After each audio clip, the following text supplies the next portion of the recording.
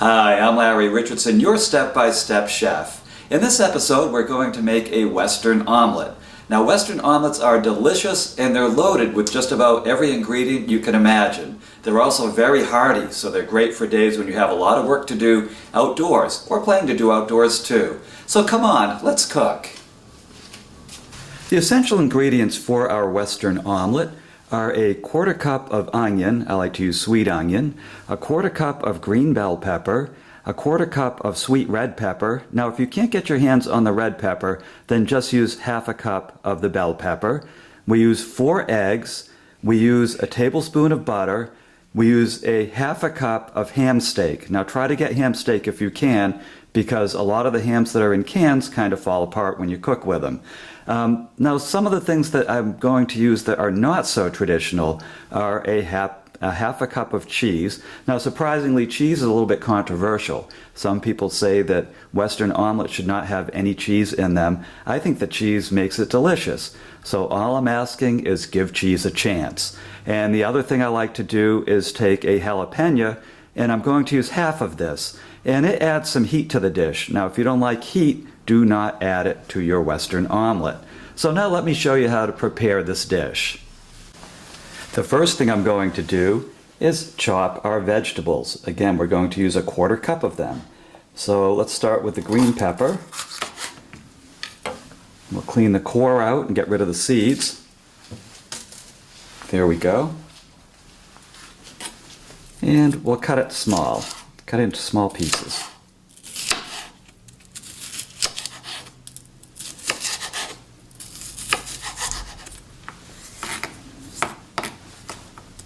And as usual, if you want more of any of these ingredients, certainly add it. Now the thing with the making of an omelet though, is that if you make too much ingredient for the inside of the omelet, too much filler, then you might not have room. The egg might not be able to wrap around it. So the first time through, kind of follow the count that I'm giving you. And then the next time you make it, you can make it your way. Now I'm putting the vegetables right into my sauteing pan, because these will be sauteed for about, I'd say about 5 minutes, once we get everything cut.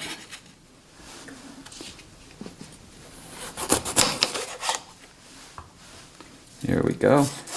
There's a nice sweet red pepper. I love these red peppers. They add a nice texture and a nice sweetness to just about any dish. In some cases, I'm actually substituting completely this red pepper for the green pepper, because the green bell pepper has a little bitterness to it, and I find the sweeter version of the pepper it just doesn't have that slightly off taste. So if you can find these, use them. Give them a chance.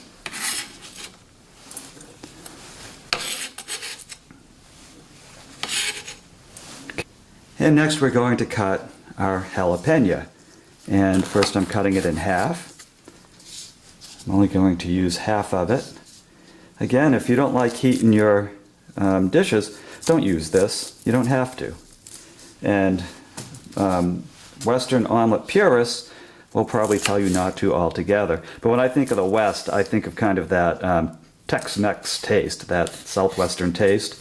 And I like just a little hint of heat in my omelet. If you really like heat, you can use the entire jalapeno in your Western omelet. There we go.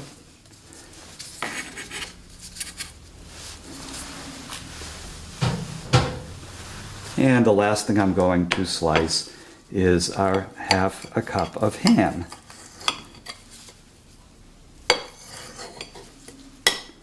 There we go.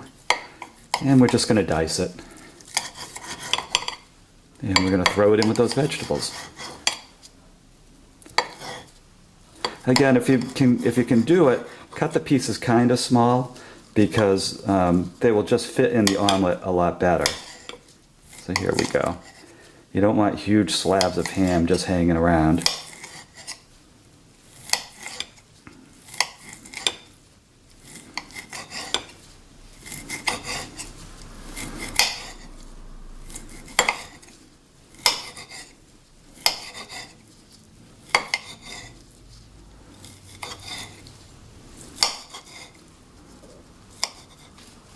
There we go. Put that right in with the veggies. I am already drooling.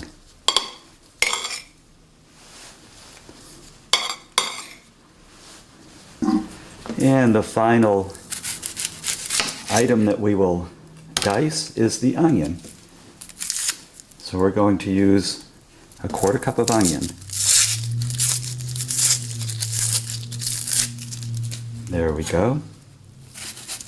And I'm just scoring the top. And again, you know, some people like big chunks of these vegetables and things in their omelets. I like it sliced kind of small. And onion, I really like to dice it tiny because it just spreads out nicely in the omelet and spreads out that nice sweet onion taste. Here we go. So I scored the top, and now I'm just cutting down.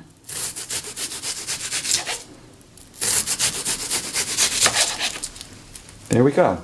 There's our 1/4 cup of onion.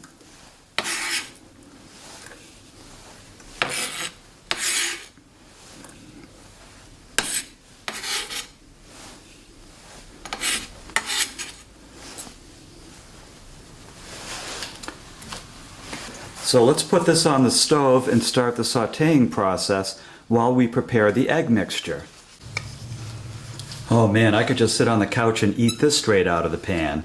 So what I'm doing is I'm adding some butter so that none of this sticks, and it just sautés. So I took a tablespoon, or rather half a tablespoon of our butter, and I'm using it to coat the bottom of the pan. So this will melt as the pan heats up.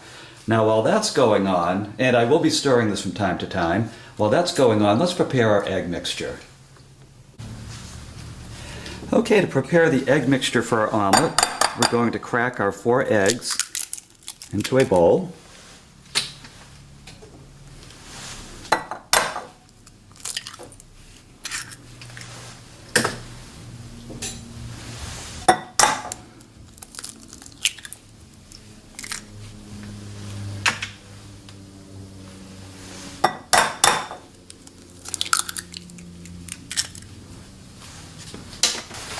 And then we're going to add half a tablespoon of water. Now what the water does is it fluffs up the egg as it cooks. And if you add too much water, you will end up with the fluffiest omelet you've ever seen. It will have pillows on the top and bottom. So try it with just the half tablespoon of water the first time, and you'll get it just fluffy enough. And then if you decide you want yours fluffier, then add maybe a tablespoon of water. And if you don't want it fluffy at all, skip the water altogether. But I find that the half tablespoon works perfectly. So I'm getting these nice and mixed up. If you have a whisk, it's a lot quicker. And don't worry about getting it super smooth. It's okay if it has a little bit of clear clump to it.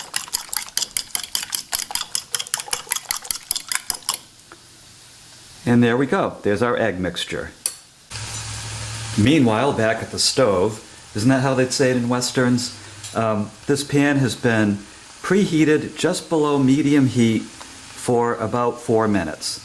And now what I'm doing is I'm taking our other teaspoon of butter, and I'm adding it to the pan. And I just want to coat the bottom of the pan with butter. Make sure that it's nice and uniform, and this will keep the omelet from sticking. There we go. And I'm going to pour our egg mixture into it.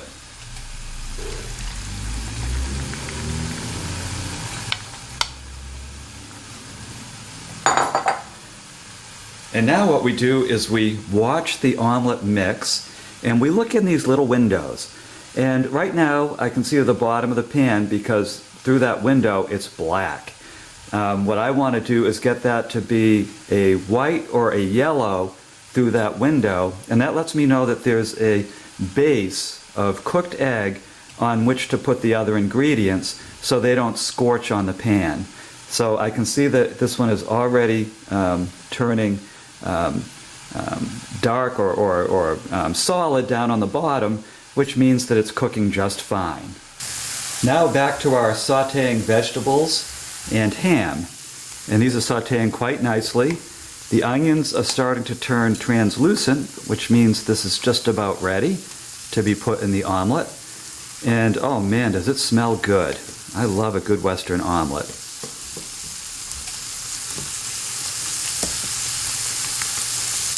So they look like they're ready to go in the omelet.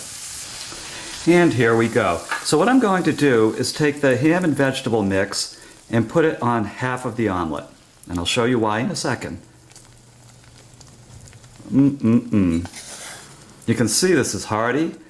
It's going to be a filling dish. And this actually is good for 2 people. I mean, if you're a big eater, you can probably down one of these yourself. I'm not quite that kind of eater. But there we go. And then we'll sprinkle our cheese on the other half.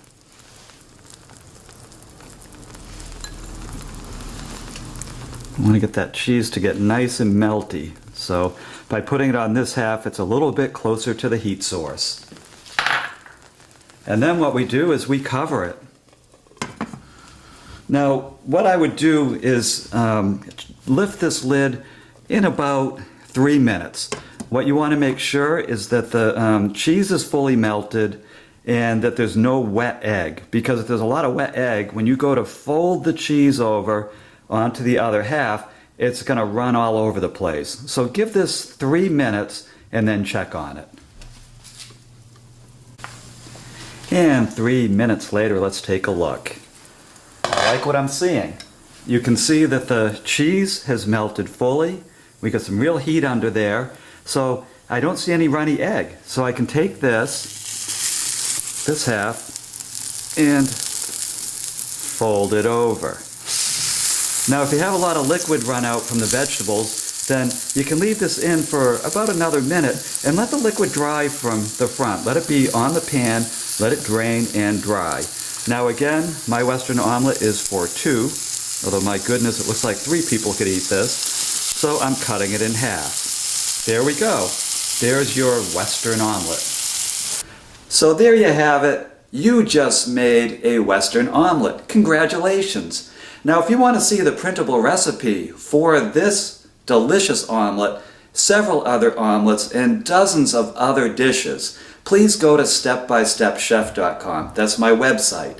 That's where I have dozens of dishes that you can make using my videos and my recipes, and it's all free. So go to stepbystepchef.com, make this dish and enjoy it. And also, heck, why not make it for a bunch of your friends too? Because once they get a whiff of your house, they're going to want to eat. They're going to want to really eat one of these. So I'm Larry Richardson, your Step by Step Chef. See you next time.